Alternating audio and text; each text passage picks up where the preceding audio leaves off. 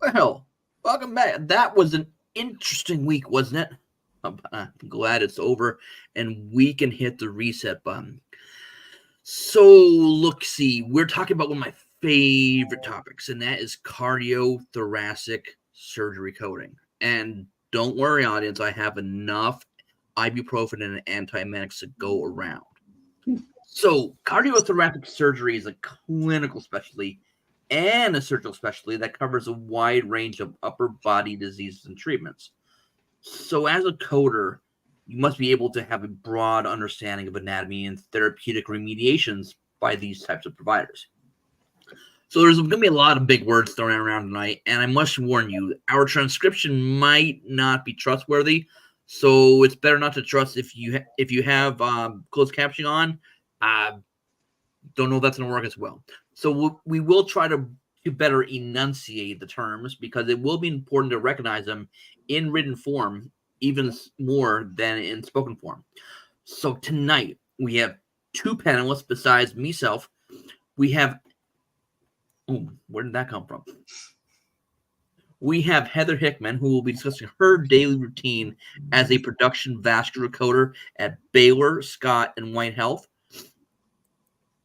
And then we have Diana Ellis from Omega Healthcare, who will also be discussing the daily aspects of CT coding. She's specifically a cardiothoracic coder. And me, the coding world's most okayest interview, will be spouting some technical gibberish every once in a while, hopping in, but hopefully more understandable this time. So let's start with a basic question. What cardiothoracic coding entails. So, what are the common conditions treated, and what are some of the common services performed in cardiothoracic surgery? Let's lead off with Diane. Common conditions: coronary artery disease, CHF, which is Why am I like congestive heart failure? Yes, congestive heart failure, respiratory failure, congenital heart malformations, and then throw in all the diabetes. It adds to all the complexities to all of those, and all those combo codes that you have to remember, and all of that. You know, replacement of the valves, coronary artery bypass grafts are the common surgeries. Yeah. Aneurysms. Yeah, aneurysm repairs, fistula creations, esophageal procedures, lung transplants, heart transplants. The fun stuff.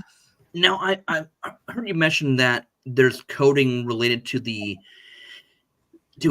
our esophagus. So this isn't just heart stuff. Like, you work on other organs besides the heart.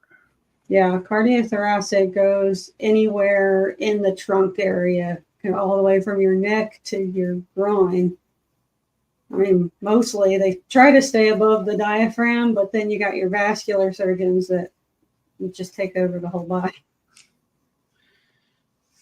So your pericardium, the sac around the heart, you're going to have your lungs for your thoracic, all of the different lung procedures. You'll have, of course, your cardiac. And then, like Diana was saying, your esophageal and, your mediastinum.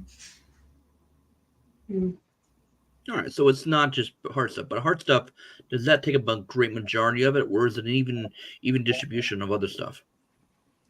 It depends on the surgeon. I have found when you have a group of cardiothoracic surgeons, they tend to each have their own specialty or their own niche within the specialty where they tend to focus on, to excel at. And so they will, there'll be your doctors who do all the cabbages. There's those who really do the valves a majority of the time. Your thoracic surgeons tend to stay to the lungs. And they don't often do all of it all of the time. They're educated in all of those specialties and they can cover each other. Yeah. Yeah. All right. So in regards to cardiology, this is a lot more than just cardiology coding, but do they do like any more than surgery? Do they do diagnostic stuff, or do they do office visits, or do they kind of stay to the OR? They do diagnostic lung biopsies or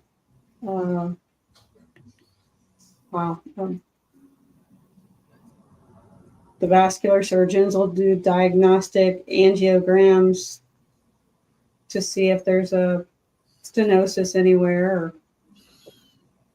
Or, let's see what else.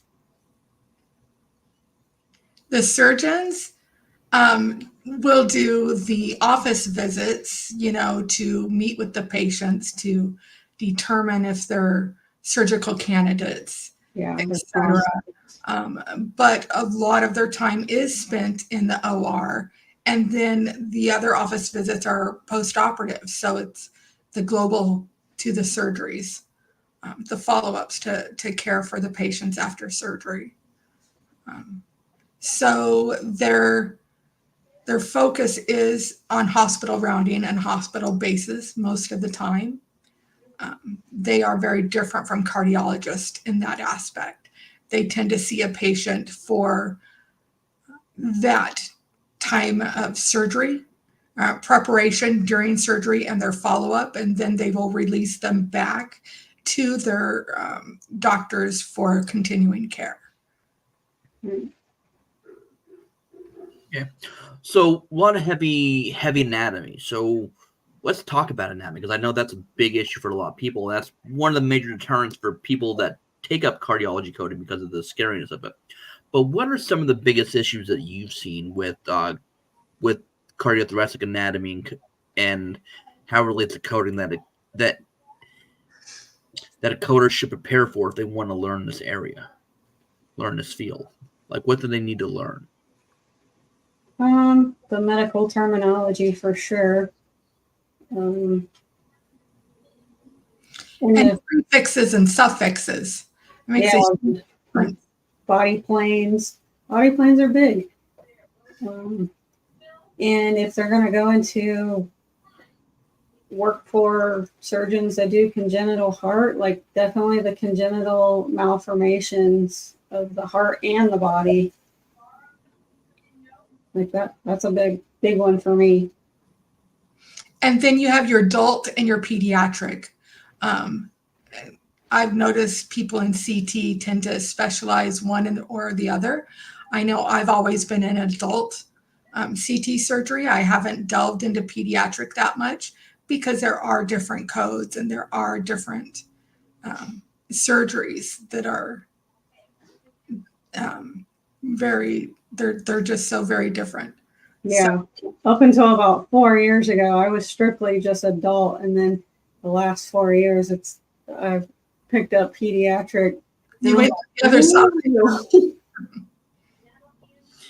Yeah, pediatrics is one thing I did years and years and years ago, working for an outside contractor. But yeah, that's interesting because those cases are very hard to follow if you don't know the anatomy and you deal with a pediatric patient. The anatomy is a lot different than an adult, and sometimes things aren't where they should, or actually a lot of time things aren't where they should be. And that's the major confusing part, is that being able to identify heart structures and where they do belong versus where they actually are. So that's like a navigational problem, I think. And then the surgeries that they do to try to correct them, to make them where they can grow into where they should be. It's amazing. They do amazing work. All right, so let's talk about some of the different organ systems within the cardiothoracic, I want to say, surgical field, because it's basically what it is. It's a big open cavity that houses a lot of our organs. So we mentioned the heart, we mentioned the esophagus, mentioned the lungs. I think you also mentioned the mediastinum. And did we go over the thyroid or the cricle or the? We haven't, but my surgeons didn't do a lot of those. They'll do some, but they leave those. Those usually aren't the primary surgery. If they're there and that needs to be addressed, they'll take care of it. Yeah. Like thymectomies, the cardiothoracics help with the general surgeons, or there might be the ENT doctors with the thyroidectomies. They do a bunch of co-surgeries. Then you have your carotids. They'll do a lot of those. Yeah. So you do vascular surgery too, Heather. So like, what are some of the other things that we didn't touch on when it comes to vascular coding? That's just not, that's all over. That's not just the upper half, but that's also part of it. So a person that has the certification in cardiothoracic and cardiovascular surgery also have to address these. So what are some of the things in cardiovascular that you would see a little differently than just coding cardiothoracic? that would be the endovascular. So more the non-invasive. So they aren't open incisions. They would be more the percutaneous aneurysms, TVARs, and then we didn't even address the TAVRs and the Watchmans that they're doing a lot of now as well. And so the endo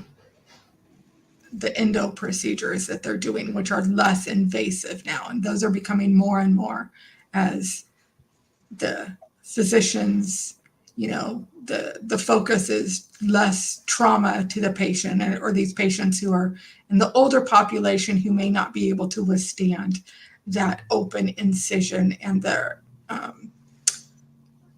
time it takes for them to heal and the time on anesthesia, etc. So they'll do the more non-invasive procedures. Now, when it comes to vascular, do they also do open, or is it mainly percutaneous?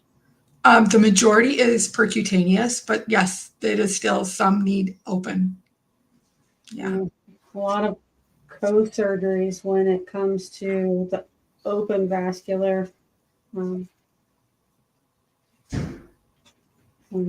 co-surgeries between the cardiac surgeons and the vascular surgeons. So those are actually technically have different taxonomy codes, and so they can be co-surgeons. Yeah.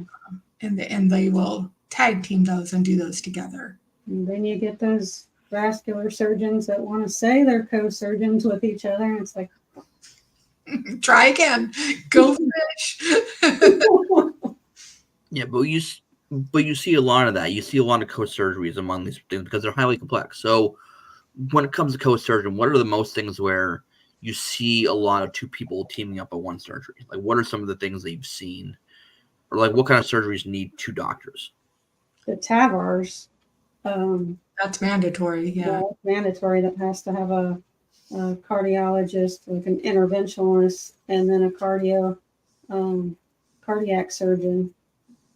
And then your esophageal, you'll have your Ivor Lewis, you'll have your, your vascular surgeon in there that will do a portion, and then you have is it general surgery? I just know their names. They'll go in there and do the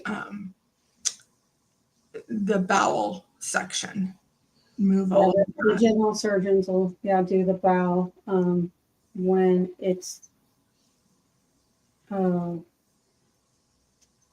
the esophagectomies. Yeah. I don't know why I can read these words all day long. Right? Say them out loud. I'm like, now what is that? All right. It's like we got the codes down. But then between the cardiac surgeons and vasculars, those are usually the thoraco-abdominal aneurysms, where the cardiac surgeon will do like the open portion and the vascular surgeon will do the endo portion or they will do the opening and feed the catheters up into, and they will address more the abdominal portion, where the cardiac surgeons may do the open portion and do the ascending aorta portion closer to the valves.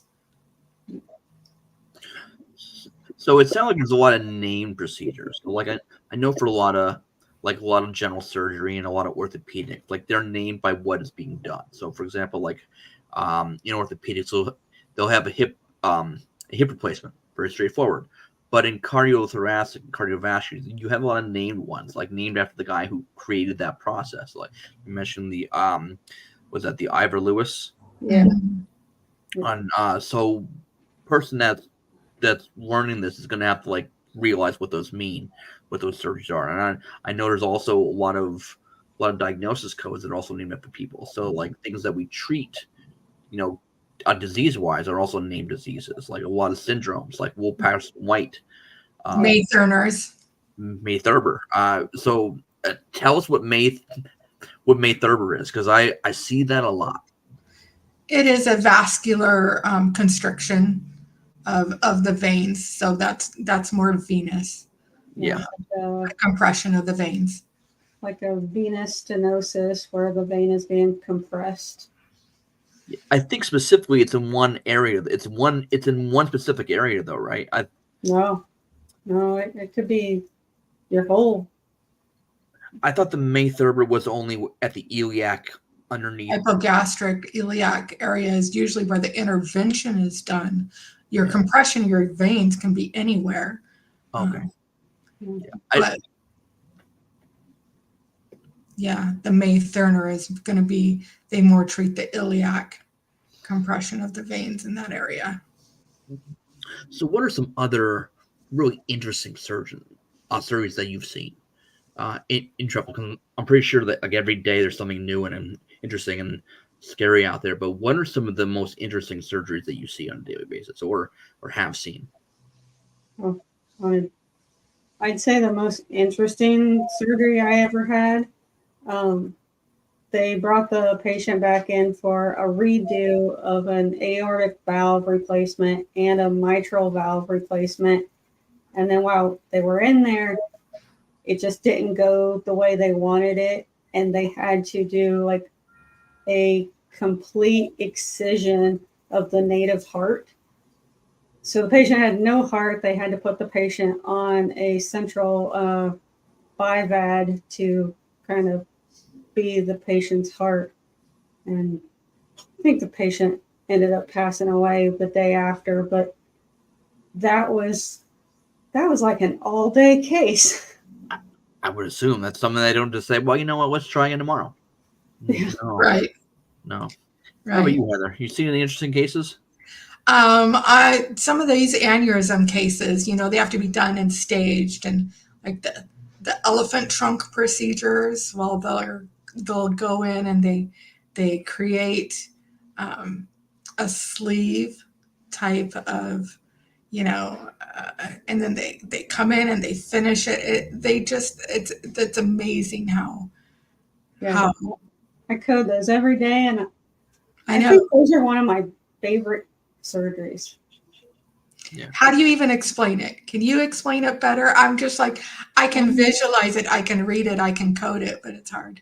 So they're taking your whole aortic arch and replacing your head vessels, which is your left carotid, your left subclavian, and your brachiocephalic, and then going into your descending aorta, they kind of just sew a piece of graft that kind of just dangles into like an elephant trunk. Yeah, like an elephant trunk, and they just leave it there and then do a staged procedure where the vascular surgeons will then come in, whether or not it's still be in the global, but if it's a different specialty, they won't get a global modifier, but then they'll come in and do an endo stent and attach to that. And whether or not they have a dissection or an aneurysm that goes all the way down to the iliacs, sometimes that's a big procedure. So if you know that they're going to have this procedure, because a lot of these sound like they're planned. It's not like we just wake up in the morning and say, you know what, let's see if this works. And then they do it. So like you actually are prepared. These are services that are planned ahead of time. So you kind of get ready. Like when you code it, like you know what to expect. Is that typical with a lot of cases, or is that something that is just occasional where you're glad that they you had an advance notice and you just walk in one morning and find out that there's this really strange case on your desk? I don't think any case is normal.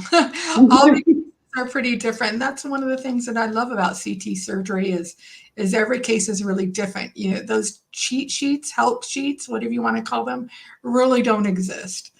You can have a basis, but you've got to read it because the doctors do what's needed when they're in there. No, you can pre-authorize all you need or all you want, but they're going to do what they need to do. So you have to read through it and understand what is part of that package and what is additional. As for those cases, yes, a lot of them are planned, and there's a lot of planning that goes into them, and there's some of them that even have CPT codes for that planning. You know, the FEVARs have that pre-planning procedure code that can be billed for all the time that it takes them. But it depends if you work in a trauma. Like I've worked for a few different level 1 traumas, and then you get those high-speed automobile accidents that cause that aneurysm when they hit that steering wheel or worse, So then they have the dissections or the aneurysms that have ruptured. So those you can feel it, the adrenaline that's going on as they're doing the surgery. It's almost, they're telling you the story. It's almost like you're right there. It's quite interesting. Yeah, I can imagine. I watched a lot of these TV dramas, and it always seems like the cardiothoracic surgeon is the guy that's like running into the ER with like a hot dog in one hand. He's like, "I'm on this," and he throws it, and he's like puts the gloves on like midair, and then he flies in and he just starts sewing stuff. Saves the day. Flying through the air. Yeah. But how often do we have those kind of emergency traumas where like things are straightforward? So like, do a lot of traumas have an easy to read op note, or you really have to focus on those? Yes, sometimes when they come in and say, "Oh, like I just had to do a direct repair, and it just a couple sutures, and they stop bleeding." But then sometimes it's, "Oh, I have to do a vein graft. I have to do a synthetic graft."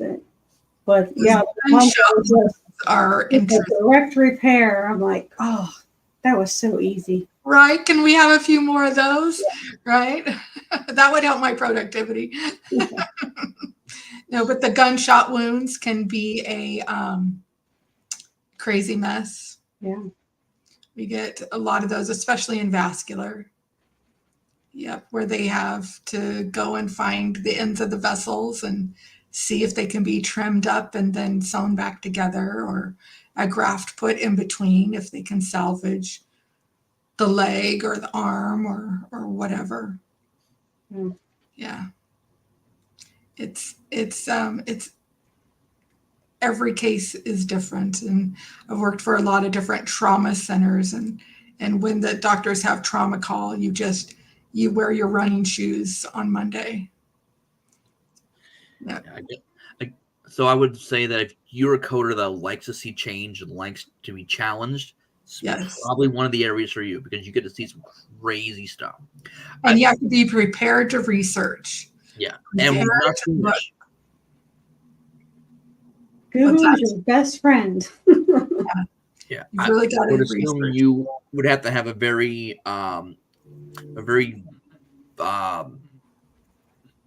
I would say stable stomach, like to handle some of this stuff.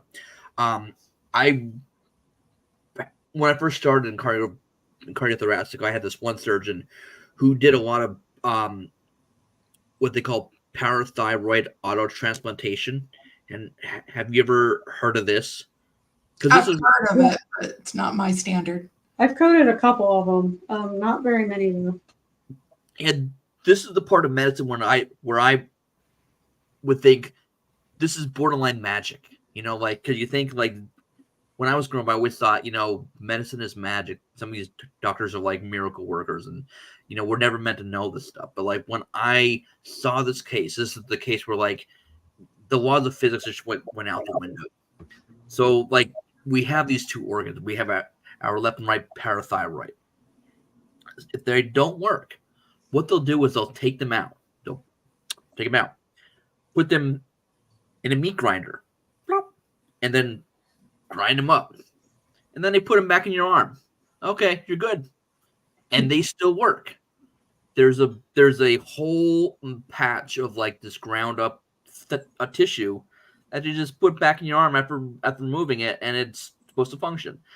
Who thought that up and said, you know what? Let me try something. And apparently it works. And that's the kind of thing I can't get my head around some of these surgeries, because some of the processes that happen, you're like, I don't understand how that works. But you don't have to. You don't have to understand how it works, clinically, just that it works and what the process is doing. So sometimes learning these procedures, you might have to like kind of suspend disbelief on certain things, because if you spend too much time thinking about areas you don't understand and like how that can physically, be effective, you're missing the main point of the procedure. So I had another interesting one. I had a surgeon with those trauma patients. Then the tissue dies, becomes very necrotic. Mm-hmm. So we worked with, can't remember what specialty he was, but he would actually use maggots to place on the wounds to eat the necrotic tissue and muscle, and remove them so that it can be repaired. Whatever works, I suppose. Yeah. It was a natural way to do it. They don't eat the healthy. They only, you just got to get them out of there. Appropriate time. I can't. If you're in a pinch, do what works. So, like, I can imagine he said to the PA, "Can you go down the cafeteria? And here's what I need." Yep, it's crazy. I've seen some thoracic surgeries where they'll do wedge resections to take out a portion of the lung, and there will be like fingernails. It's a fingernail growth. These things can grow in the lung. It's obviously not a real fingernail, but the cells have mutated to resemble like a fingernail. It's just the body does crazy things. The body is amazing. Yeah. All right, so let's switch gears. I know we can talk for hours on surgeries and pass around cases, but let's talk about our daily routine. So it depends on where you work. You might have a set routine, or you may just handle things on a first come first serve basis. So what is your day like, Diane? I'm supposed to have a set routine, but on most days I get in there and open that first surgery and I'm like, oh, what did I get myself into? And so I spend most of my day, like 6 hours a day, on strictly surgical coding. And then 2 hours a day, I help out in IR coding. But my productivity for my surgeries is 8 per day. That's how complicated these surgeries are. All I have to do is 1 surgery an hour, really. And some of them take quite a bit of time. Yeah. How about you, Heather? What's your routine like in your day-to-day travels? Well, you open that email and you see what's thrown at you. right? What have you got? What's been going on? Answer, try to establish put out any fires, answer any MD questions. We'll get inquiries from doctors at times. Go in and check that work queue. And it depends on the computer software you have.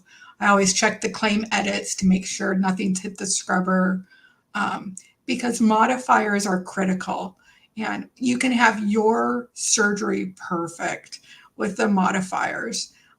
But if someone doesn't put a modifier on that E&M that was done the day before your major surgery, you're going to get a denial on your surgery because they will pay that E&M. They're just going to be like, oh, well, missing a modifier. So luckily, the claim scrubbers really assist. Yeah.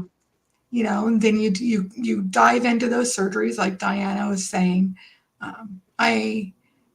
We work really closely as a team where I work. So we have a lot of open communication teams, so we're talking back and forth, helping each other out. And then I usually end my day in follow-up, looking at the denials that came in and correcting those, and making sure that I'm not continuing to make the errors if they were on my part, or helping others understand where their corrections need to be in the future. It's, while you do the surgery coding on your own, a lot of it, you research and you learn. It's a team effort as well, because your surgery is not a standalone procedure. The patient has a lot more going on. Do you typically deal with any claim appeals? Like, do you have to write long narratives in appeal on some of these surgeries? Because it sounds like if there's any denial, that would be something you would have to explain your coding process. Yeah, we have an appeals team, but they'll often reach out to us because they don't have the knowledge of the surgery and the coding as much as we do. So I will, write the meat of it for them after they, do a lot of their processes. And that's necessary to explain how, because there are insurance companies who will deny when you put the appropriate 59 or XU modifier on there. They want to make sure that you're not just putting it on there to bypass their edits. They want to know why it is identifiably separate. And so you have to explain to them, per coding standards, per this guideline. And that's where you have to know your NCCI rules. You have to know how those modifiers work and make sure you're using the right ones. And you have to be really in touch with the societies to make sure that you know the current up-to-date rules and regulations. Yeah. So that's an interesting point. So one of the main things in cardiothoracic is there's so many different organ systems that are within the same, what they consider one surgical field. So where does one procedure end and another procedure begin? If multiple things are being done, how can you identify what's payable, what's not? Do you want me to go into that? So it's a surgical field, and it depends if it's open or if it's endovascular. So when you do percutaneous, the rules will often depend on access point and what is being addressed. An aneurysm, no matter if it's the same aneurysm and you're coming at it from different directions, you're only going to bill that aneurysm once because it's one aneurysm that you're treating, right? But your catheters and your cath placements, you get a cath placement per access point. So you've got to know your rules, and so you really have to stay up on your education, not just what your CEUs require, Yeah. but go above and beyond because you really, and I keep my resources up continuously and I will check them continuously. I don't rely on my memory because these cases are all so very different. Oh, you, Diana, anything you want to add to that? As in like diagnosis and crossing fields. Well, I mean, if say a vascular surgeon's doing a fistula graft, the patient has end-stage renal failure. They could have diabetes, and that links. They could have hypertension, and that links. They could have CHF, and that links. And even though they're not directly like they're doing the fistula, they have end-stage renal disease, you have to include all those other diagnoses. And they're combos, and if you don't do it, it'll all deny. So your encoders are very important tools to learn how to use inside and out. And You know your excludes ones and your excludes twos. Follow those guidelines. Yeah, diagnostic coding is something in CT or in cardiothoracic you don't want to use unspecified. no. You can, but you shouldn't. Yeah, if your provider knows what area you're working in, they should be able to identify it left or versus right, especially with vascular, which is a big thing. If there's no such thing as an unspecified leg, there is a specified leg. And it's very important to have that good bond with your doctors. And okay, if you don't have a good bond, at least have a communication path open where they understand that you're working for them and trying to assist them to get the payment that they deserve. Yeah, They've done the work. Send those queries about certain things. It's like where I think I struggle most. When am I leading them and when am I not? Yeah, you have to be very careful not to lead them. You don't give them a list of, hey, choose one of these diagnoses. Yeah. You can't. You just got to ask them, what was your intention? And is there any other supporting documentation that may be used to complete this coding claim? Yeah. I've had a vascular surgeon, like he would just put ischemic limb on everything. And I'm like, okay, I need more than this. Like I know what the chart says, but I need you to add it to that op note. Like I need more than ischemic limb. Was it due to the authors? Put the diagnosis codes on my op notes. I leave that up to the nursing staff in the OR, and I'm like, okay. It's like when they use the code T14.XXXA, which is like he's hurt, which is basically he's injured somewhere. Yeah. Doesn't work. Or what's the other one? PVD. PVD is like the I-73.9. Yeah, that's the basic thing that says he's got something wrong with his veins. Yeah.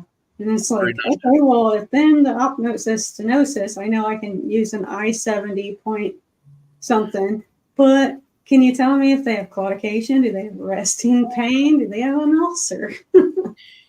And sometimes that's the issue. Sometimes that surgeon doesn't know. Patients come in to have a surgery, and the indications is supposed to say, well, what they have in surgery for. Yeah. And sometimes that doesn't cross over. Sometimes they're, not told that the patient has, has rest pain, and it might not transfer. And that's something you would have to work out with your provider. So providers put findings, and they'll put what they found at the end, what the result was, what they found. And that'll often answer it. But like Diana says, not always. Not always. When you get those providers that use the same templates over and over again, and in muddy water. So for all those out there that are interested in coding cardiothoracic stuff or cardiovascular, what are some skills and tools like you feel they would have to have before they even try to learn this or try to teach themselves cardiothoracic or cardiovascular surgery? Knowing the basic guidelines. I started at the bottom. I started young in medical records. So did I. Right? So where I could learn how to pronounce the words, learn the prefixes and suffixes, learn what the terminology was, and then I moved to transcription so I could hear how different doctors from different locales would pronounce the different words, how it was put together, then go to your pre-authorization so you understand how it all works, how the insurance companies are looking at it, and kind of understand. And so I really think that the background of not being afraid to not necessarily dive right in to surgical specialties, but to work your way up, even if that starts in medical records or if that starts somewhere. With registration, know the before surgery, the after surgery, like the before claim, after claim. That really helps knowing how to read those EOBs from the insurance company to understand, because that helps when you're coding to put together all of the, hey, I've got to make sure this diagnosis is pointed to the right procedure. And just because he did like a fasciotomy that may have a different diagnosis code than that gunshot wound that he did in the upper extremity, with those traumas especially, and just to know your anatomy and physiology. Of course, I think that's pretty basic for most coding, for all coding, but then you've got cardiology, if you can work in a cardiology office. I started in a CT office, like I said, doing medical records. I don't know, starting, I get close to someone who will help take you under their wing and just be a sponge. Yeah, be a sponge. Be a sponge and just be willing to learn and be open and listen, and don't expect to be able to jump right in and understand all of it, because I don't know about you, Diana, but even after 30 years in the field, I'm still reaching out, asking people, discussing it with people. John, I reach out to you, I'm like, well, have you heard of this? Who is someone in this specialty who can help, who can lend anything? Do you know any resources? That it's really important. How about you, Diane? Take notes, ask questions, accept criticism. Because no one's perfect and you're gonna mess up, and we all do. We're not perfect, but we do the best we can. The best we can. So would you say there's great to communicate with the doctors? Yeah. Ask them questions. Would you say there's a huge learning curve when it comes to cardiovascular, or is there something that can is it something that's motivated can pick up kind of quickly? I don't think quickly, but they can pick it up. Yeah, it's not impossible. People get really intimidated. They hear my specialty is, and they run the other direction. And I'm like, I can't imagine. I mean, OBGYN is like foreign language to me. Right. I'd much rather CT. I can do that much easier. So I think, I equate coding to kind of like cooking. Are you a baker, or do you barbecue, or are you what specialty are you, and what form is it? Because we all cook, it's just a different method. Yeah. So you mentioned resources as in your last comment. So what are some resources that you use on a daily basis that somebody that's interested can kind of pick up now and just get a feel for the for the terminology or the procedures? Webinars that I go to, of course, Dr. Z, but I really love the STS, the Society of Thoracic Surgeons, their coding workshop. I love that workshop, and it is worth $300 every year. Every year it's worth it. It is put on by a panel of physicians, and they present it to physicians and coders, and it's directly coding aspect. So they're like, this is what needs to be documented. This is what they mean when they say this. This is how you can communicate this with your physicians. It's great. It's a great one. And then, you got to love Julie. Yeah. Right. Yeah. LinkedIn is good. The AAPC forums, MedLearn. MedLearn, MedLearn, MedAxiom. And then of course, your encoders, your nThrive and your 3M. 3M, Codify. Yeah. Have you guys ever watched a procedure live? I worked I got my start at a heart and lung hospital, and we were always given the option to, like, you want to watch the procedure? You want to see a surgery? I always wanted to. I never have, but I was always like, can I? I really want to. I haven't, but I did have the privilege of attending the meetings that they would have every Thursday morning, where the doctors would discuss their cases for the week and what was coming up and how they were going to handle them, and they would talk to each other, and they would allow the coders and nurses to come in and listen to their decision making that was going on. That's Yeah, nice.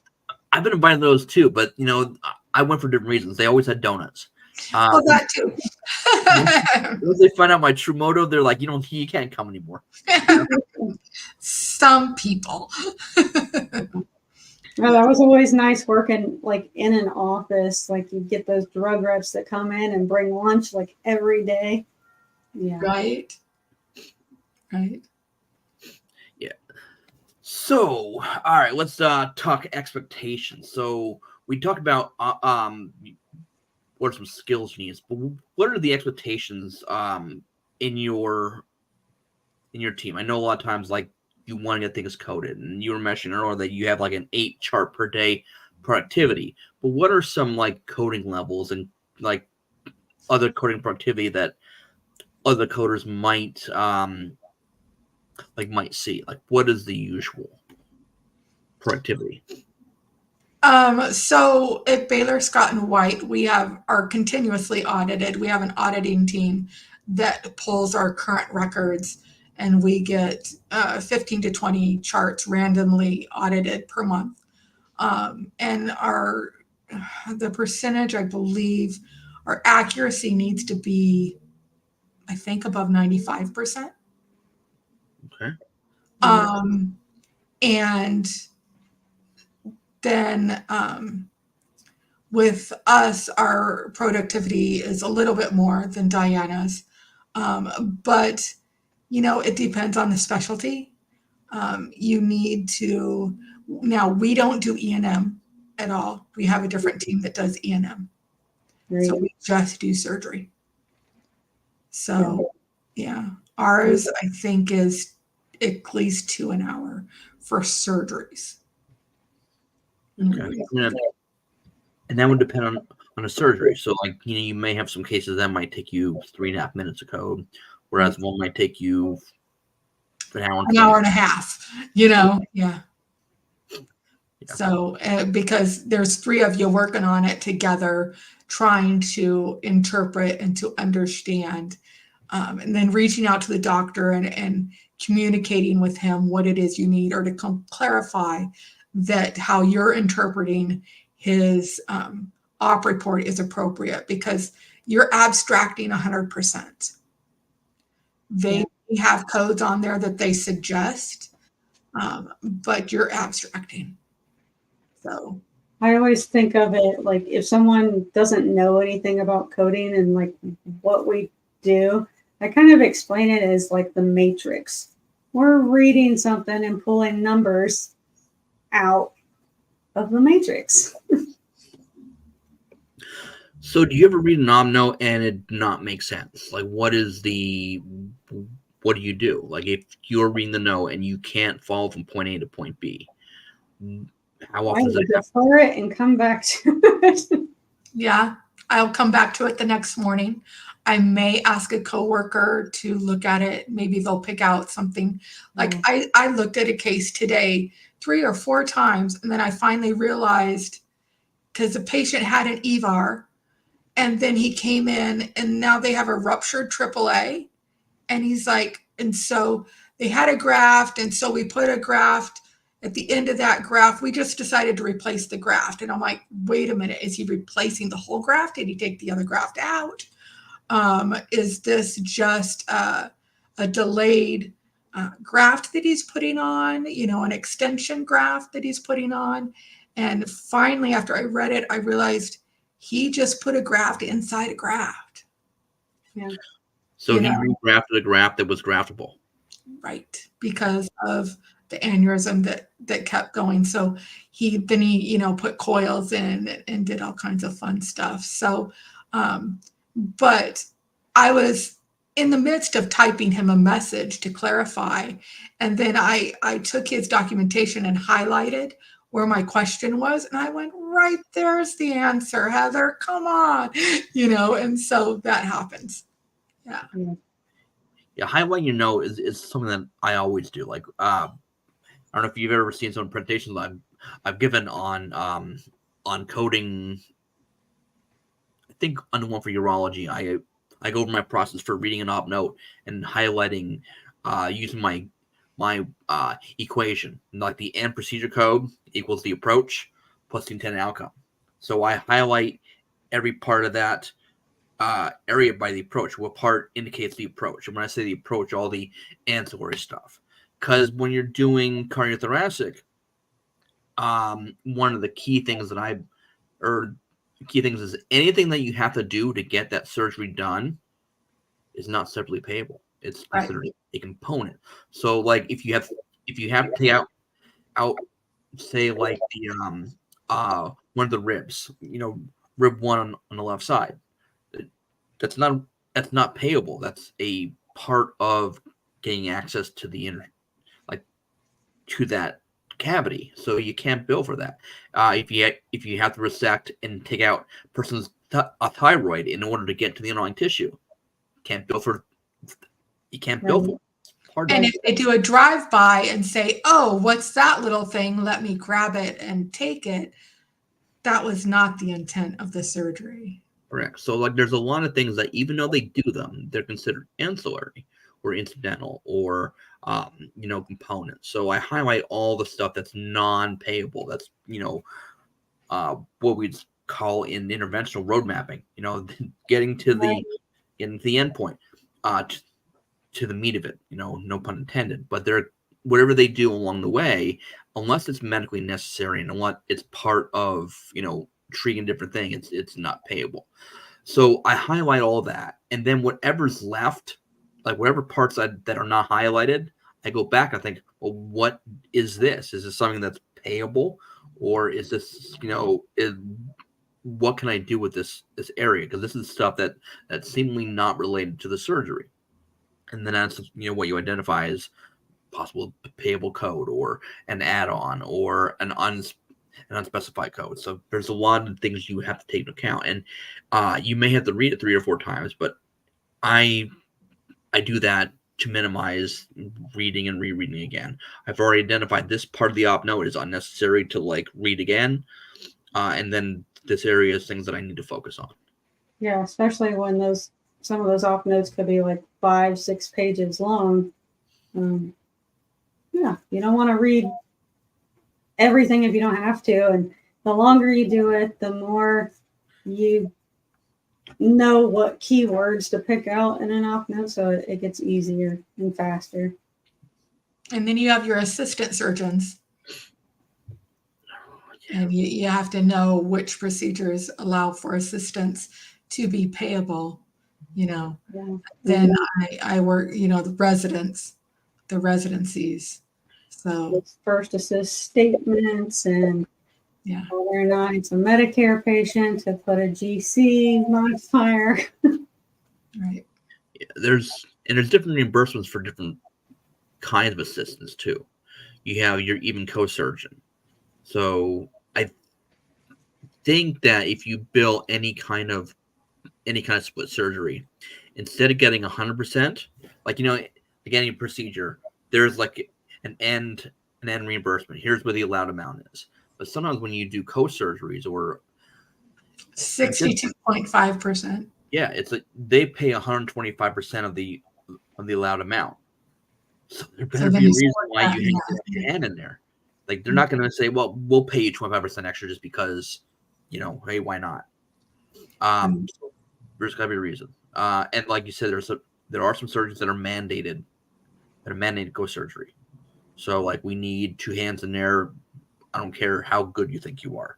Two people do the surgery, and you get paid. Each get 62.5. And then there's other surgical cases where you have an assistant where they're doing a little less than you are, like it's not even a split, but they're doing things that have to be done that kind of contribute to like the end goal.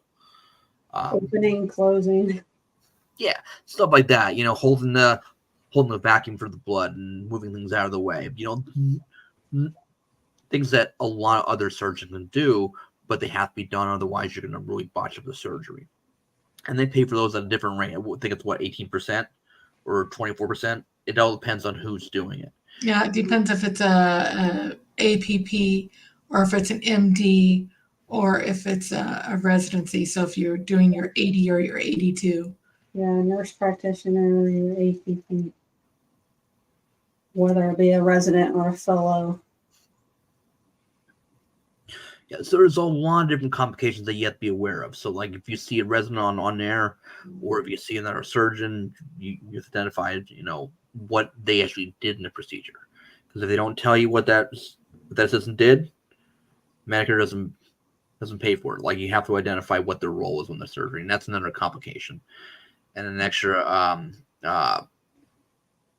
thing that it's hard to get a surgeon to do. I need you to tell me what their role in the surgery was. Yeah, if it's not and there. Regardless of what their role is, you're still going to put the modifier on the surgical codes that cover and assist. You don't just do the harvesting of the vein for cabbages. You're going to put it on the whole surgery. Yeah. Because they get paid just a percentage of. Yeah. And that attestation has to be on there. That they have. So it gets fun. And I feel for the doctors. Most of them are there to do their surgeries and treat their patients. But there are so many additional things that insurance requires of them. The red tape that they have to complete as well. And sometimes they just take it out on the coder. And they do. But that's all CYA. The reason we have these op notes and we ask for the clarity and the specifications is to cover your, I want to say anterior, but that's not correct. It's posterior.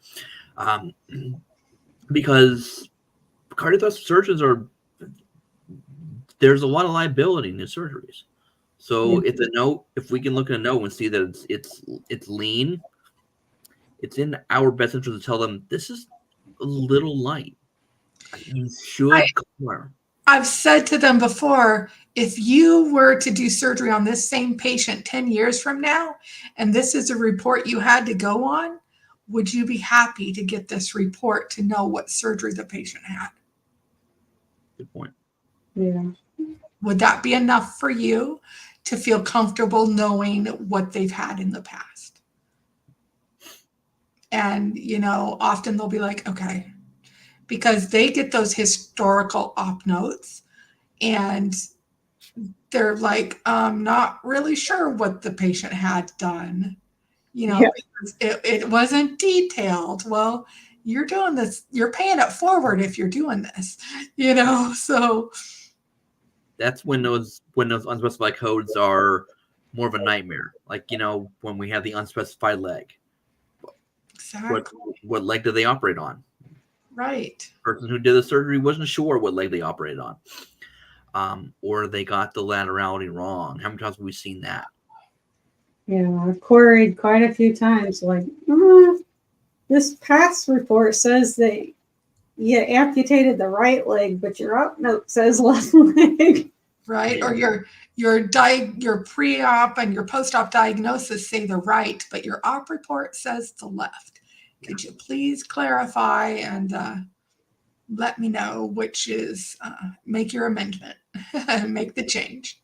Yeah. So, And that's not because and that's not because they just don't know what leg it is. It's because the way that they're looking at the patient is a mirror image. So I always tell people, when you're like looking at me right now on screen, this hand that's waving is actually my right hand, even though it's on the left. Mm-hmm. So they're looking at a patient face on. Sometimes that, in a rush, they'll say, okay, left side, right side, or left side. No, this is the right side of the patient. So this is their right, the right arm, left. But sometimes that doesn't translate if you're looking at an image. Like if you're looking at a radiology image face on, everything is mirror image. So sometimes that's the reason why they mix it up, because they're going by their left or their right. or they have their residents dictate and they don't catch all of the oops, they don't check those corrections. And the residents are there to learn. They're not as experienced and adept at that, or the assistant surgeon. And I don't even want to get into templates. But from what you said, that there's very little chance for a template in these kind of surgeries, because nothing is going to be cookie cutter in these surgeries. No. Everything's going to be custom written. So moving on to we're hitting the last couple questions. So once a coder lands a job or lands a role in cardiothoracic coding or vascular coding, what's the next step? Like once you get the role and you learn the foundations and the fundamentals. So what's the next role, or what's the next opportunity for a person in this field to do? Or are you pretty much going to stay coding and coding and coding until the day you die? Because it depends on the person. Me, I would prefer to just be the coder. Like, I have no interest in management. No, that's a very unappreciated position. I think a lot of hours go into management and a lot rolls downhill to them. I enjoy coding. I enjoy the flexibility of having different things on my plate daily, the different procedures. I am great with that. I went and got my CERC after being, CT for 20 years. That's how I expanded, just going into a sister specialty, so to speak, just to learn a little bit more, to expand a little bit more. That's what I enjoy. You can do education if you want to. You can do consulting, help others learn your specialty that you know very well. I think that's how you can move up. But that is it's a different lane. Depends if you want to change lanes. And I will tell you, if you're interested in cardiothoracic surgery, there's a lot of opportunities. I can probably name at most 10 people that code cardiothoracic. it's not a very broad field, so there's a lot of opportunity. If you're interested and want to learn this, I think this is a good field to take up because it's one that most people avoid. Even more so than cardiology because of the of how crazy technical it is. But when you learn it and you get a feel for it, it's really not that. It's not that. Yeah, it really crosses over into a lot of other specialties, especially general surgery. Yeah, and I get calls from job recruiters 1 to 2 weekly at least, and I'm like, no, I'm good, thanks, I'm happy, I'm good. Yeah. Very. I don't. Once you get your rapport with your coworkers, with your managers, and with your doctors, it's really hard to leave. It's really, so. All right. Like, So, any last minute comments or questions? So, anybody in the chat in the audience want to ask questions while we're here? But in the meantime, any last minute comments from you, Diana, or you, Heather? Recommendations, things that you feel are important to add before we cut out today? We're just a little over an hour. Just network as much as you can. Reach out, like people like us, or at least people like me. I'm kind of nerdy about this, and I love talking about it. Like my family hates that I talk about it all the time, but I could sit and talk about it all day. I enjoy it. I enjoy it as well. And, don't be afraid. Don't be afraid to ask questions, and don't be afraid to just go for it. And. Like I have to even show you, like my daughter just got me a birthday present like a couple of weeks ago, and I said, this is what I wanted. She got me a little heart that like comes apart. Yeah, take it apart. You can see all the different valves. You can take conduits. Yeah, you can take it apart and see all the valves inside. I'm like, this is how nerdy I am. This is what I wanted for my birthday. That's great. A fake heart. Yeah, that's a lot better than going through I think going through 1 or 2 dogs or cats a week. No. Right? Yeah, no. That was a little dark. I went a little deep on that one. No, we don't sacrifice our pets for the sake of medical education. No pigs, okay? You see all the pigs play a big part in cardiology, don't they? Yes, they do. Yeah, so for a lot of the population that doesn't want to be on the warfarin, they do the porcine valves, which are pig valves. Yeah. Cows too. Cows and pigs their hearts are almost the same size as the humans, and they're the right fit, and they're more easily obtainable, for any kind of. But they don't last as long. Yeah. I mean, they're doing synthetic grafts now, but you do get those people that don't want to be on blood thinners and the cryo veins and all of that. Yeah. It's amazing the technology that they're coming with on a regular basis. Go out to the manufacturers' websites and they have so much information. Like I spend a lot of my free time like looking up videos, and I'm such a nerd. Yeah, YouTube's great. Keep learning. Yeah. Yeah, but being able to identify some of the ins and outs of a lot of the valve surgery is important. There's so many different variations that would affect code selection, such as if it's a artificial, or if it is an allograft or a xenograft, or if it's in regards to the valves, if it's got if it has a ring or if it has no ring, or if it's if the valve is unstented or unstented. So different manufacturers make different kinds of heart valves. Ones that open inward and outward, or they open like a little like they decompress. So being able to identify those is going to be key to like choosing the right code.